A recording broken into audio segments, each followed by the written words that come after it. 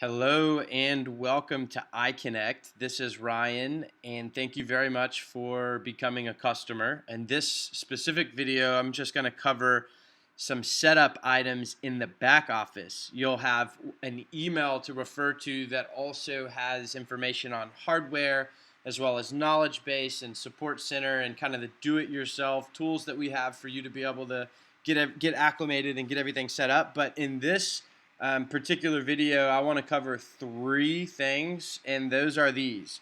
So the first is that we're going to add employees. The second is that we're going to create the menu, and I'm going to cover adding items one by one, which I think you already know how to do, but also importing items. And so I'll have you take a couple of notes there. And then lastly, we're going to finalize your settings so you have the settings tweaked correctly. And then I'm going to leave you on a resource where you're going to be able to see how to submit support tickets and exactly who to contact to get additional help beyond the do-it-yourself resources that we have.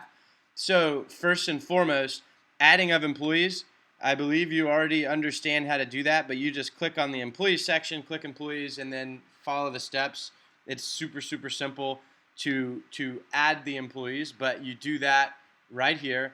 And again, you go click the plus button to add your new employee. You can delete if you needed to delete. In this example, Vicky, you just simply click on Vicky and delete, but you can always update the settings. All you need is really email address and password. You can also assign what's called a PIN code if you want them to be able to log in via a PIN code as well, or clock in and out via the PIN code. It's just a four-digit numeric code that you can assign and save. You can also select the access permissions, which allows the employee to access whatever you deem appropriate. And again, you set these in this checkbox. They're set right here under the access permissions page, in which you can literally select the boxes. And so if we say this is a person who's going to operate the register, now you can go select the check boxes one by one, what you want them to access, giving you ultimate control over what your employees can access and not. So you understand how to do that. So that's step one, add your employees and make sure they're in the system so that you can track for sales and reporting and give them logins and everything else. The second, which is probably the most important here, is catalog. You're going to go to the products and services section right here, and this is your catalog, which you already are familiar with, I would assume. And here you see we have some items that you've already added in here under this example. But to add a new item, you simply add, name it.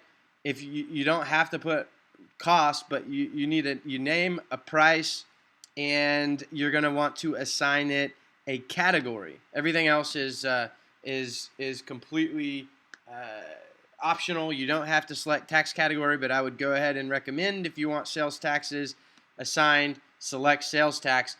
On the SKU wise, if you leave this it automatically generates the SKU number. As we saw when I did this, it generates one. If you want to have your own SKUs in there, meaning you want to copy paste and import it, I'm about to show you how to import items. If not, if you're wanting to do barcode scanning and all the rest, we'll generate one for you, and we can actually help you print barcodes. Right here we have a little print barcodes label option where you can go print your barcode labels. We also have, under our reporting section, we have a report called print barcode label report. And so that's down in products, down at the very bottom right here, called print barcode labels. So later on, if you were to do that, you can print barcode labels. And again, if you have a need for matrix items, you can create matrix combinations. This is colors and sizes, and we'll actually auto-generate those for you. So this is where you do that.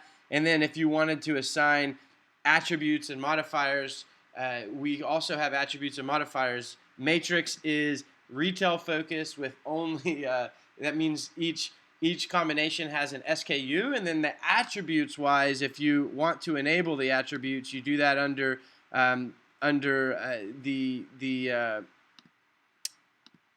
the attributes and modifiers sections as you're setting this up. So that's how you add. So you just product name, has to have an SKU, has to have a category, save. Make sure you do tax category if you want it to be taxed, and that's it.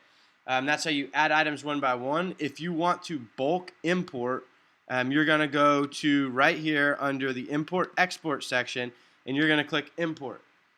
And I'm going to go ahead and generate a sample sheet, and you'll see you can import data for products and employees and gift cards if you have gift cards. So what we do is we provide the template. So I'm going to say products, and we're going to do the download the template. And what that does is gives me the import template, and just like I showed you on the manual thing, product name is required. You can leave the SKU field blank and we'll generate them for you, or you can paste your own SKUs in, either or. A lot of times people also want a third alternative to where you want to go ahead and import it with what we generate, but later on down the road you might want to go to your back office and use the label already on them or the UPC code to scan and just edit. And you can also do that as well. So if you leave it blank, we'll just generate an SKU for you, or you can paste yours in, and those are the options. So name is required. Leave this guy blank or paste your own in. Product code is completely optional. It's just another way to assign a product code or a field or a department or whatever it may be. But name, price, and category are your required items. And again, on the sales tax, my recommendation, just grab this guy, bring it down, and you're going to make your sales taxes, and I'll show you how to edit that here in a second so you make it appropriately update and what your taxes are. Some of these other items, you'll want to drag them down. You're not going to be shipping you can basically just drag all these down. Not for sale. We have some advanced methodology, but not for sale. You're probably going to want to put that as false unless you don't want to offer this item for sale. That's for some of our businesses that use back bar. Serial number, again, you don't really need to add serial numbers, so just drag all these guys down to the bottom and save it. Once you get this template built, you're just going to file save in your computer. At this time, I'm not going to save it, but once you get the template built, you simply select files right here and upload from your computer. And then that's how you import the base product items. We also have a field called matrix. So a lot of times people will import their base items, then they'll just go in the back office in this catalog section and they'll go create the matrix after the import. You can also import it, but a lot of times people do this, and I'll show you exactly how to do it.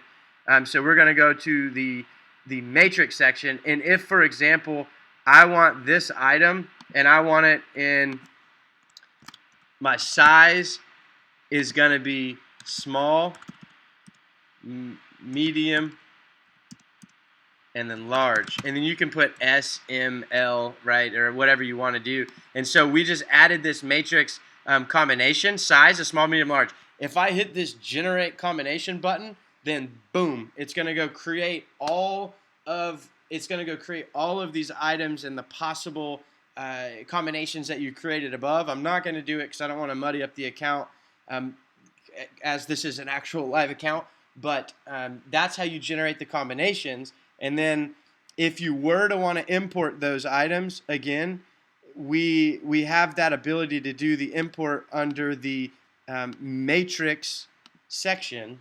That it lives in this import section over here. Again, unless you have a ton of items, you can just do it manually or come here, download the template, and after you get it tweaked up, save it and upload it, and then now all of your items are imported. You might want to massage it, work on it until you get it right. If for some reason you mess something up, if you exported the item and for any SKU you can change, quantity or price or cost or anything, and then just re-import it, and all it's going to do is update the item. So if you make a mistake, no problem, export it, tweak it, re-import it, and you're good. We don't sit there and duplicate the data for you. So we covered adding employees, first of all. Second of all, you're going to use this information to get your catalog built appropriately. And then the last thing is on the company settings. I want you to spend a couple of minutes looking through this guy right here, which is the main company settings section. It's going to show you what will be on your receipt. You're going to want to add a logo. Maybe make sure your address is perfect. You can tweak the text. Make sure everything's correct here. Again, So here are some settings. You're going to want to leave smart shelves on. That just makes everything show up where you can, in the register, to where you can click around and add your items. It's actually this functionality right here. So categories and subcategories, that's what smart shelves on. Just leave it on. And then drawer count, when you're testing out, you might want to leave that off, because when you turn it on, every time you come to the register section, it's going to ask you to enter in the drawer count. And so that's just for ongoing management. So after you launch, you're going to want to put that on. For now, you can leave it off. If you don't take tips, you leave that off. But that's the basic stuff. You can explore some of the additional settings. There's some really neat things that we have back here that you might not have known about, but explore these. Absolutely none of these are required, though, for the day-to-day business. Tax settings, again, come in, make sure your taxes are entered correctly. You can come right here and edit. You can even put multiple. If I wanted to add another line item, I could put like a VAT tax or a local tax, and it would put it all under and group it under sales tax. If you wanted to create another tax category, for some reason items are taxed differently, whether it's service-wise, you might not have any taxes. Products-wise, you obviously have taxes, but you can create a whole nother tax category. So this is controllable by groups, and then under this group, you can put line items if you wanted. If not, just leave it basic like it is. Lastly, make sure on the payment method side, you want to just select what you're going to receive. Obviously, cash. You're not going to use your end terminal. If you have any kind of store credit or on account or checks, you can turn these on. But the only other thing I'll speak to the payment method wise is we need your VAR before we can go live and you can actually swipe and run a transaction when you receive your hardware. We need what's called a VAR sheet, capital VAR. Email it to us. You can ask your agent, say, look, iConnect needs a VAR sheet. Send it to us. That's all we need. We then go plug it in and let you know whenever it's time to run a test transaction, and we will go from there. So step number 1, we added employees. Step number 2, we went over creating menu and importing, as well as adding single line items. And then step number 3, we finalized our settings, which you're doing there under the company settings. Last resource I'll give to you, under support.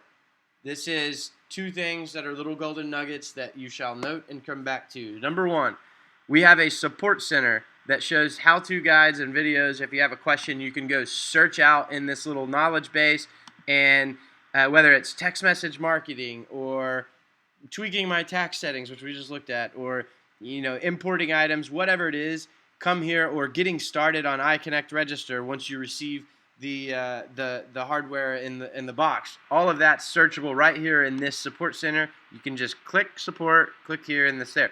For further assistance, you can contact our support team, 303-757-2800 extension 2, or you can click this little plus button, submit a ticket. What this does is, if you notice, you have a company ID right here in the top right, 95127. In this example, this is where you would locate your company ID. It tags it to your account when you submit this way, and this is the easiest manner for us to track it. And you always have a resolved and closed and in progress queue, so here are the items, and it makes our growing support team easily be able to manage. So we urge you, number 1, use this knowledge archive, and number 2, if we need to add something else in, we'll absolutely add it in. But number 2, use this support queue to get contact, and then as a last line of defense, you can call us if you have any questions or need some help. So those are the quick kind of getting started things.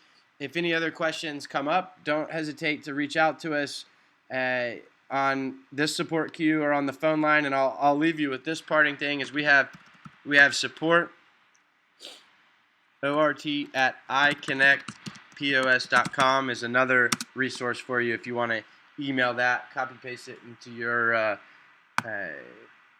Outlook or whatever you use for email. Send us an email. But thank you very much for joining iConnect. We look forward to doing business with you, powering your business, and further winning business together. So thank you very much, and we'll chat soon.